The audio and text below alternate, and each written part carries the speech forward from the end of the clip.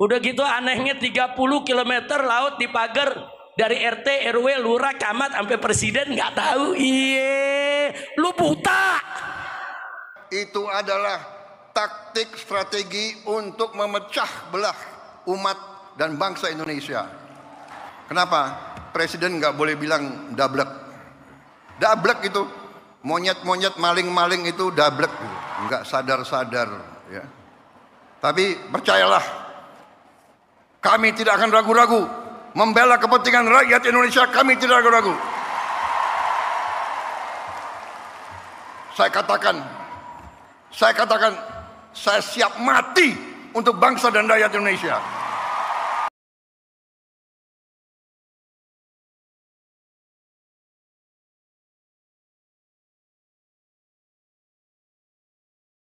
Kadang-kadang orang sudah nggak berkuasa, mau dikuyu-kuyu, mau dijelek-jelekin. Jangan. Kita hormati semua. Hormati semua. Ada yang sekarang mau misah-misahkan saya sama Pak Jokowi. Lucu juga. Untuk bahan ketawa boleh. Jangan. Kita jangan ikut. Pecah belah itu adalah kegiatan mereka-mereka yang tidak suka sama Indonesia.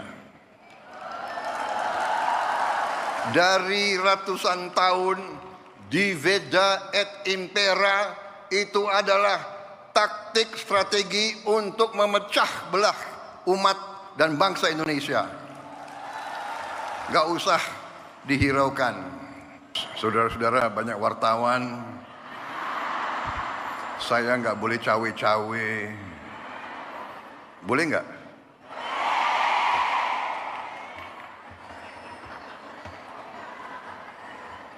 Enggak, saya bicara apa adanya. Itu keyakinan saya. Itu keyakinan saya. Jadi kita harus biasa bicara apa adanya. Yang benar itu benar, yang tidak benar itu tidak benar.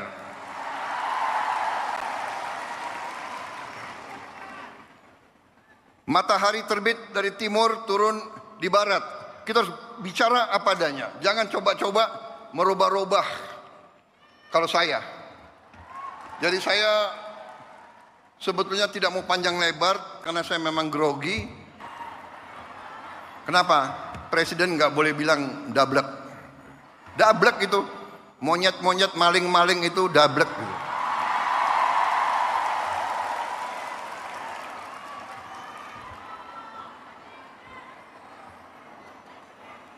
Nggak sadar-sadar ya.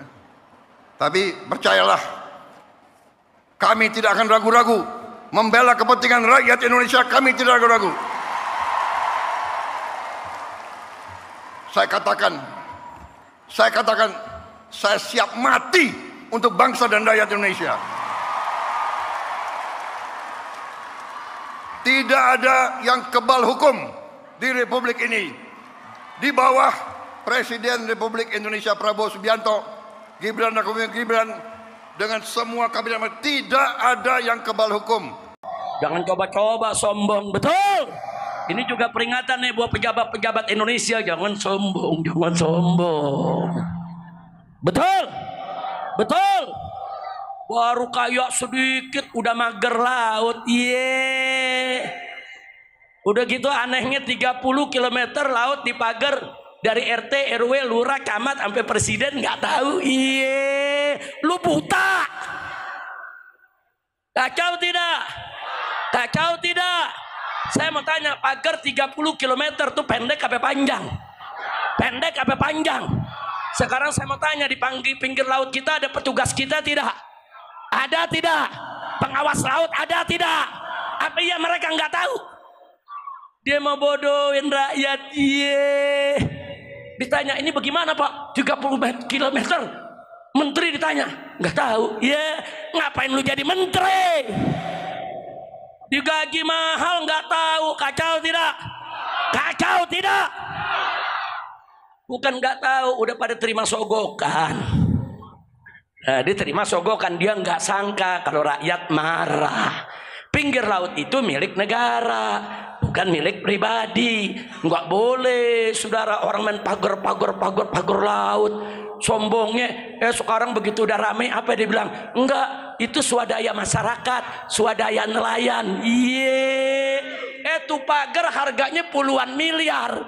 Terus nelayan yang keluarin duit dari mana? Kacau tidak? Kita ini semua dianggap goblok, saudara. Pemerintah anggap kita goblok, menteri anggap kita goblok, DPR anggap kita goblok. Saudara, itu bangun pagar 30 km pakai bambu betung yang panjang-panjang, itu aja dah harganya. Itu miliaran. Nelayan dari mana duitnya? Tiap hari makan ikan asin. Ikan segar dia jual, ikan asin buat di rumah. Betul?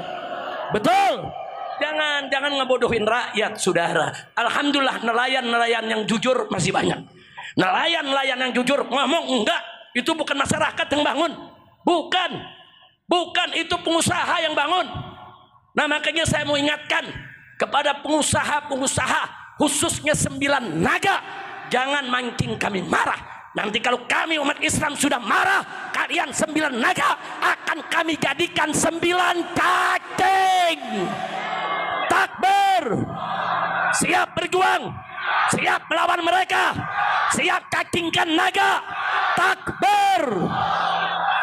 Mentang-mentang banyak duit bisa bawa jenderal, nakut-nakutin rob, gue kepret loh. Jangan takut ya kawan, betul? Makanya rakyat yang ada di Tangerang, yang di pinggir laut sana, terus berjuang. Rebut hak kalian. Kalian punya hak untuk melaut. Kalian punya hak supaya lautnya bebas. Kalian untuk berlayar. Kalian punya hak untuk menjaga tanah kalian. Kalian punya hak untuk tetap hidup di tanah kelahiran kalian. Jangan takut dengan 9 naga, premannya atau oknum pejabat yang mendukungnya. Demi Allah, kalau rakyat di sana sudah bersatu, saudara, betul-betul mau menegakkan keadilan, saya akan ajak semua umat Islam rame-rame kita bela rakyat, hancurkan 9 naga, saudara. Takbir. Siap berjuang, siap lawan 9 naga, siap jadikan naga sebagai cacing. Takbir. Kalau udah digituin baru dia pada mencret, dari urusannya, saudara. Nggak boleh mendolimi rakyat, tidak boleh. Jangan berbuat zalim. Lihat tuh Amerika, dia berbuat zalim Palestina, Allah balas, saudara. Sekarang juga kita lihat, saudara, kemarin di rezim yang lalu di bawah pimpinan Jokowi, banyak ulama ditangkap, ada habaib juga di penjara, ada kiai yang difitnah berbuat mesum. Betul? Oh, fitnahnya macam-macam, saudara. Begitu dia turun sekarang, saudara, Allah buka semua boroknya. Allah buka korupsinya, nepotismenya, jahatnya, boroknya, bobroknya, saudara. Sampai dibuka juga isu tentang istrinya suka terong muda. Saya nggak paham tuh terong apa tuh. Lu mikir sendiri dah apa bener. Ini yang namanya netizen tega banget, saudara. Sampai yang begitu-begitu ditelanjangin netizen. Lu tega banget lu. Mudah-mudahan sih nggak bener. Amin. Tapi kalau bener kelewatan. Ini kekuasaan Allah, jangan sombong. Saudara baru kemarin berkuasa. Oh, basur teriak, ini seperti Sayyidina Abu Bakar Siddiq. Iya. Berikutnya dibilang ini kayak Sayyidina Umar. Iya. Berikutnya lagi bilang ini kayak Sayyidina Utsman. Ya, berikutnya lagi bilang ini kayak Sayyidina Ali pemberani. Iya. Begitu melengsar apa Basir bilang ini kayak Nabi Muhammad.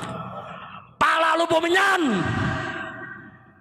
Nah sekarang akhirnya apa? Begitu lengser, saudara, lembaga jurnalis internasional menobatkannya sebagai presiden terkorup di dunia. Katanya kayak Sayyidina Abu Bakar.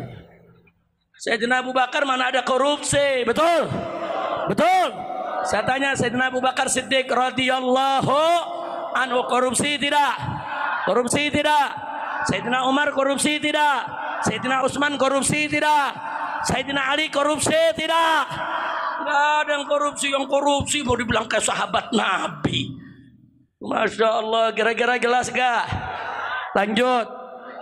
Lanjut. Kalau ada intel-intel yang nyatet nih panitianya Habib Y ini. Bukan polisi udah bosen nangkep saya, dia pengen nangkep panitianya.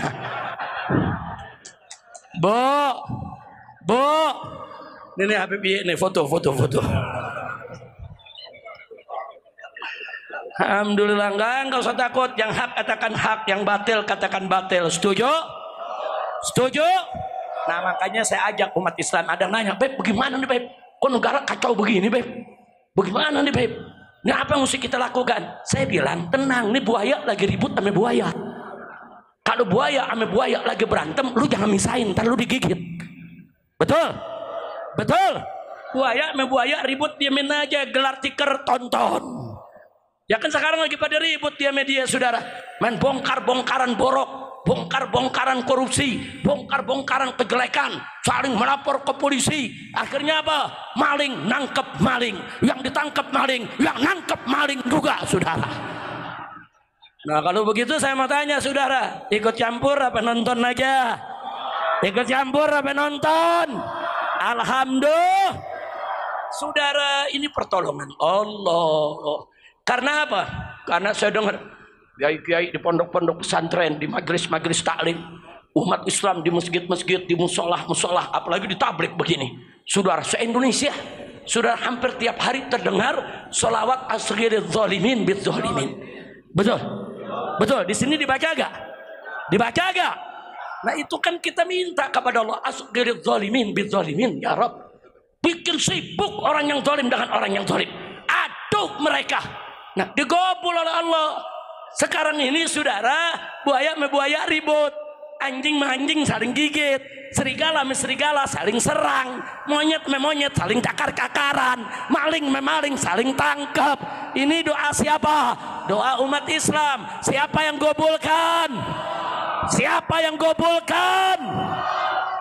Tunggu sebentar lagi nih, akan ada yang masuk penjara nih insya Allah. Nah, enggak usah khawatir. Kita mau bongkar semua, kita mau ubar.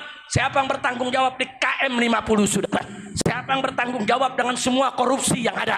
Siapa itu yang koruptor, saudara? Triliun-triliunan menyusahkan umat, saudara. Semua akan kita bongkar, kita seret. Mereka harus digebloskan ke penjara. Betul?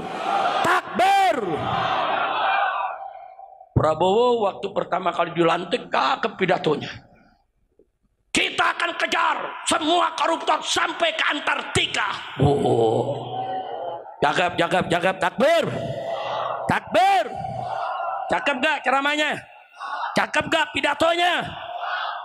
Saya bisikin lewat orang-orangnya. Kasih tahu Prabowo, jangan kejar koruptor ke Antartika, cukup kejar yang ada di antara kita. Setuju? Setuju? Jauh-jauh amat Antartika di depan mata kita ada, betul gak?